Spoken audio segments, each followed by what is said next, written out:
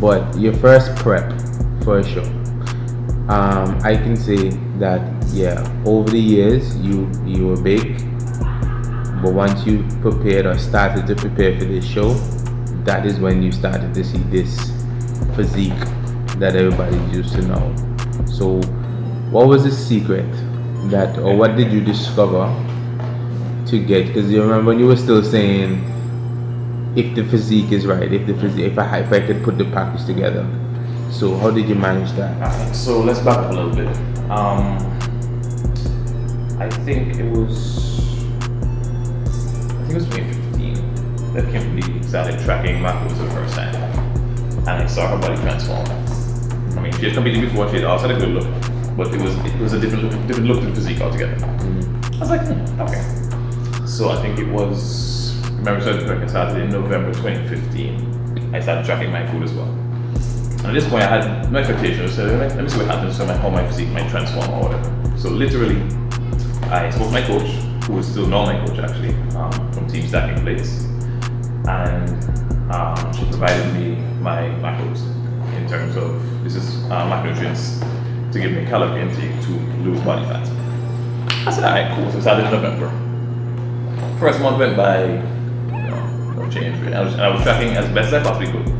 I may have had a couple of extra cheat meals here and there because it was the first time you kind of slack with it a little bit. First month, no difference really. Scale didn't move, body didn't look any different. Alright, cool. I'm gonna stick with it.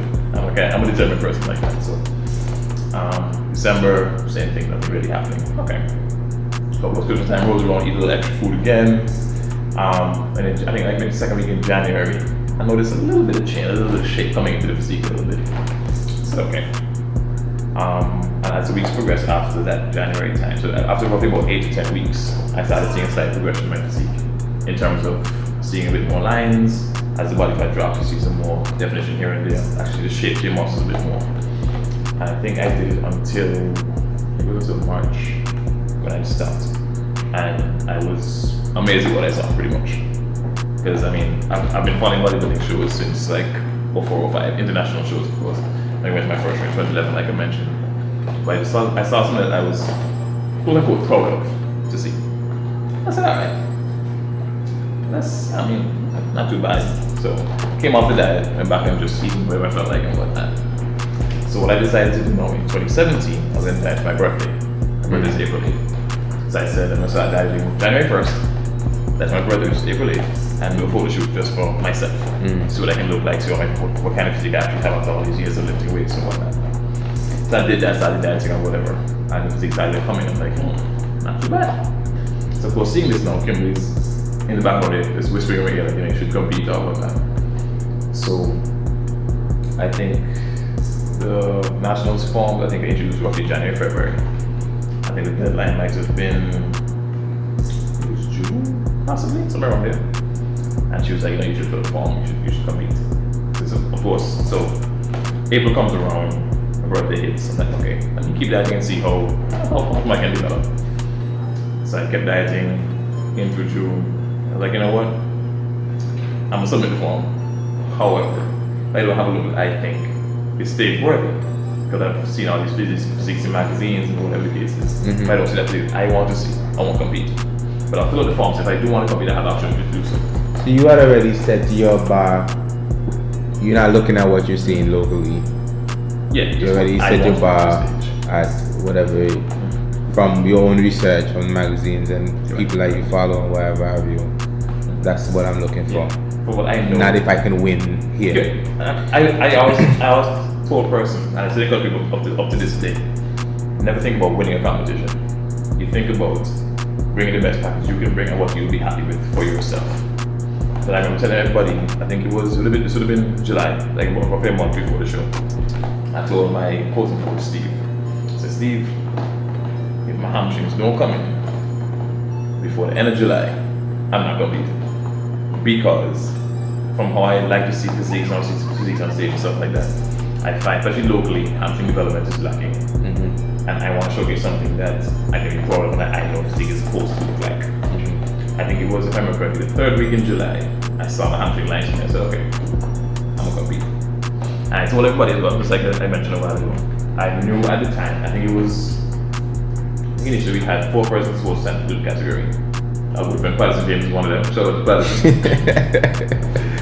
And so it was at the time, and one person dropped out for sure. So it was between Patterson, myself, and Alfred. But I mentioned I stopped competing in 2016. So of course he's competing on a regional scale, done well, got good placing, stuff like that. In my mind, of course, I'm thinking, you know what? I think if I bring the package I want to bring, I can be competitive. But if I can beat Alfred, I mean, if I don't, I mean, realistically, my real goal was to have the judges scratch their head one time. Okay. Just to say, hey, you know what, this guy's good, but maybe Alfred's better, but it's fine, I'm okay with that. So I went into the show with no expectations whatsoever. I want to bring the best package I could bring, showcase and see I've worked on for so many years to develop and just present it as best I can. That was my only goal, realistically. Fortunately, I was able to be judged the winner of the category. So that was, of course, pretty cool being the first time and whatnot. But it's the same up to now. Even any show I do, have done since then or whatever, it's always just to be better than I was the last time. Did you know about counting macros before Kimberly started to do it? I say that because I guess how can I put this best? In our studies for our certification, they do mention calorie counting and stuff like that. But at that time, this is back in 2011, nobody really cared about it. It's like, okay, you know what? We just know we gotta eat healthy, you know, eat chicken, broccoli, whatever the case is.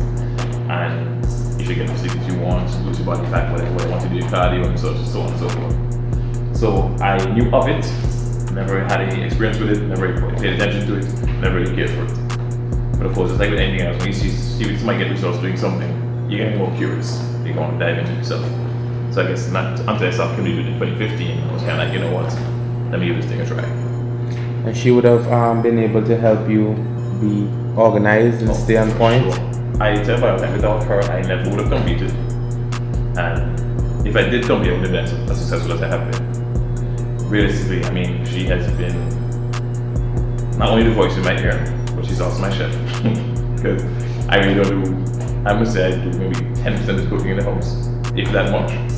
So she preps all the food and stuff like that. And she taught me how to use the app to track the food.